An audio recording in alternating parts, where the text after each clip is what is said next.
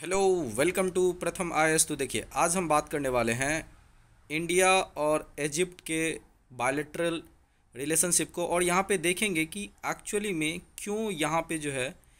Egypt के जो ambassador है, एनवॉय टू इंडिया, वो बोल रहे हैं कि जो हमारी दोनों कंट्री के बीच जो रिलेशनशिप है वो अब कहीं ना कहीं जो हमें फूड सिक्योरिटी या उस टाइम पे हिस्टोरिकल पर्सपेक्टिव से था, अब नए आयाम पे पहुंच चुका है। और अब जो मेन हम दोनों के बीच का जो पिलर है वो डिफेंस कोऑपरेशन है। तो इस वीडियो में हम दोनों कंट्री के पर्सपेक्टिव को देखेंगे कि क्यों दोनों एक दूसरे के लिए इम्पॉर्टेंट है, और सबसे इम्पॉर्टेंट कि रेसेप अर्दोगन जो कि टर्की के प्रेसिडेंट हैं, उनको किस तरीके से यहाँ पे इंडिया ने डायरेक्टली यहाँ पे नहीं इनडायरेक्टली जवाब दिया है। तो इन सब पहलुओं पे हम यहाँ पे डिस्कशन करने की कोशिश करेंगे। बट उससे पहले, अगर आपने हमारे चैनल को सब्सक्राइब नहीं किया देन डू सब्सक्राइब, और आप हमें कमेंट में बताइए कि इस बार जो हमारे रिपब्लिक डे की चीफ गेस्ट है वो कौन आ रहे हैं और किस कंट्री के आ रहे हैं। ठीक है, तो देखिए, सबसे इम्पॉर्टेंट कि अभी जो है जो envoy of Egypt to India, उन्होंने बोला है कि पहली बार इतिहास में 70 सालों के बाद, देखिए, भारत की आज़ादी के जस्ट तीन दिन बाद इजिप्ट ने भारत को स्वीकार किया था। और तब से आज तक कोई भी जो head of state of Egypt है वो इंडिया के दौरे पर नहीं आया, इवन दो दोनों कंट्री के बीच आज़ादी के बाद से ही बहुत अच्छी रिलेशनशिप है। तो पहली बार ऐसा देखा जा रहा है कि जो हम दोनों के बीच जो है ना, एक नए आयाम पे रिलेशनशिप, नए तरीके से भारत इजिप्ट की समझौते को यहाँ पे लिखा जा रहा है। और उसी दौरान ये अनाउंसमेंट हुआ कि इंडिया इजिप्ट जो है ना, पहली बार जो है ना मिलिट्री एक्सरसाइज आपको यहाँ पे कंडक्ट करने वाली। आप हमें कमेंट में बताइए कि ये मिलिट्री एक्सरसाइज कहाँ पे होंगी। ठीक है, 3 जगह है आपको राजस्थान में, वहाँ पे इन तीनों के नाम प्लीज़ आप कमेंट में बताइए। तो देखिए, ये जो फर्स्ट एवर मिलिट्री एक्सरसाइज होंगी, इसमें स्पेशल फोर्सेस, अब आपको पता ही है कि भारत के स्पेशल फोर्सेस कौन कौन से हो सकते हैं।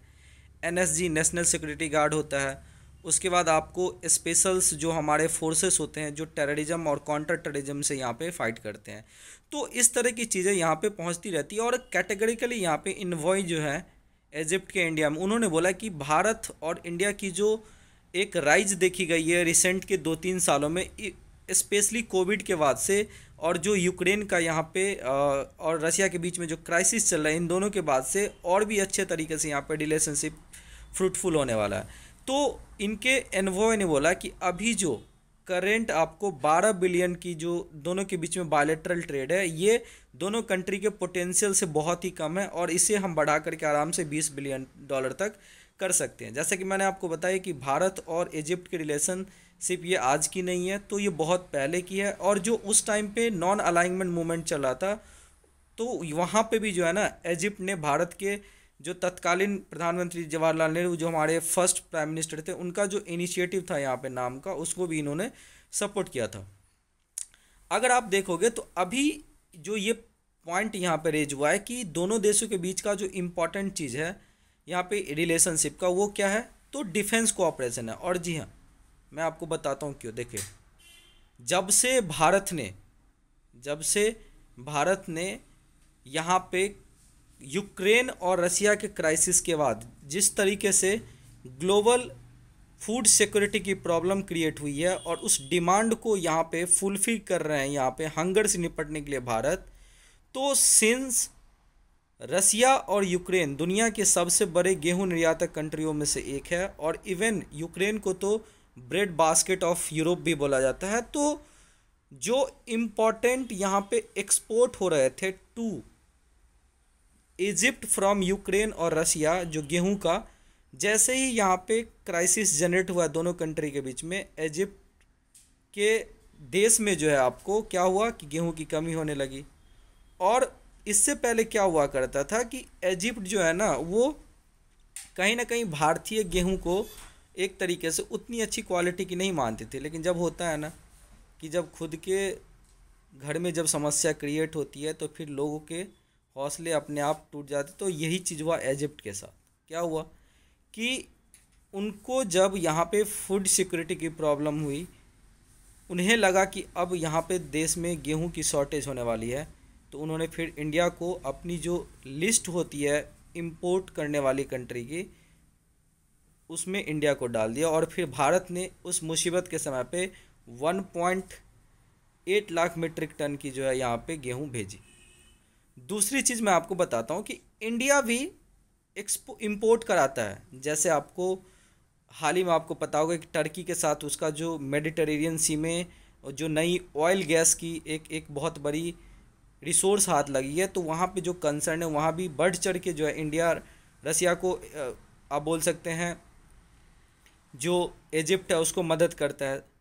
और सबसे इम्पॉर्टेंट यहाँ पे आता है इजिप्ट का लोकेशन। अगर आप देखोगे तो इजिप्ट बोलता है कि जिस तरीके से भारत की पॉपुलेशन 1.4 बिलियन है, हालांकि इजिप्ट की उतनी पॉपुलेशन नहीं है, लेकिन मैं भारत को मदद करा सकता हूँ इस 1.4 बिलियन पॉपुलेशन को कैचअप करने में। और वो बात कर रहे हैं भारत का इम्पोर्टेंस जो है ना वो अफ्रीकन कंटिनेंट में। जी हाँ, अफ्रीकन इजिप्ट की जो स्ट्रेटेजिक लोकेशन आप यहाँ पे देख सकते हैं, मेरे लेफ्ट साइड में आप यहाँ पे देख रहे हैं कि अफ्रीकन कंटिनेंट की जो है यहाँ पे मैप है। और इजिप्ट ठीक आपको मिलेगा, सुएज कैनाल इजिप्ट से होकर के पास करती है। याद रखिएगा, इंडियन ओशियन और मेडिटेरेनियन ओशियन से जोड़ने वाला एकमात्र रास्ता है सुएज कैनाल, जो रेड सी को होते हुए जाती है, और उसी लोकेशन पे आपको इजिप्ट। और ये जो सुएज कैनाल है,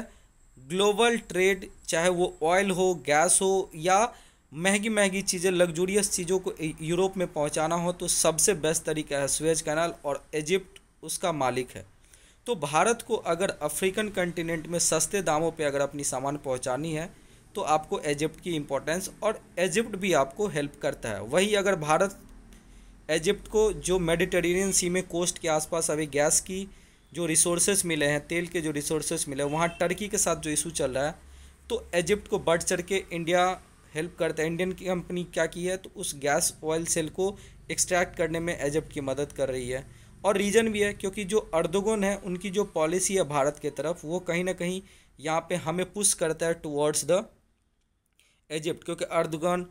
मंच पे, जो ग्लोबल मंच है, वहाँ जा कर के पाकिस्तान का मुद्दा उठाता है, पाकिस्तान को ब्रदर बताता है, जो पीओके की इशूज़ है उसको बार बार उठाता है। तो ये सारी चीज़ें कहीं ना कहीं हमें मजबूर करता है कि हम भी आपको जो टर्की के अनलाइक माइंडेड कंट्री है उसको। दूसरा इम्पॉर्टेंट कि अभी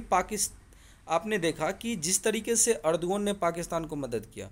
उस चीज़ों को देख करके जब हम यहाँ पे बात करते हैं मिडिल ईस्ट और जो आपका रीजन है, मीना रीजन, मिडिल ईस्ट और उसके बाद मिडिल नॉर्थ ईस्ट, इस चीज़ों की अगर हम बात करते हैं, तो जैसे अमेरिका, यूएई, इजराइल और इंडिया को मिला करके I2U2 आया, तो उसी तरीके से जो है यहाँ पे अब्राहम इंडो एक तरीके से जो है एग्रीमेंट बनाने की बात कर रही है। और उसमें जो पोटेंशियल जो कंट्रीज है वो आपको सऊदी अरबिया हो सकते हैं, बाद में इजिप्ट हो सकते हैं, क्योंकि इजिप्ट और मिस्र की जिस तरीके से, देखिए मिस्र जो है इजिप्ट का ही नाम है, तो भारत और मिस्र जिस तरीके से इन संबंधों में नया आयाम जुड़ रहा है, उसमें एक चीज़ क्या है कि मिस्र को या इजिप्ट को आपको मेंबर बनना है ब्रिक्स का। और यही कारण है कि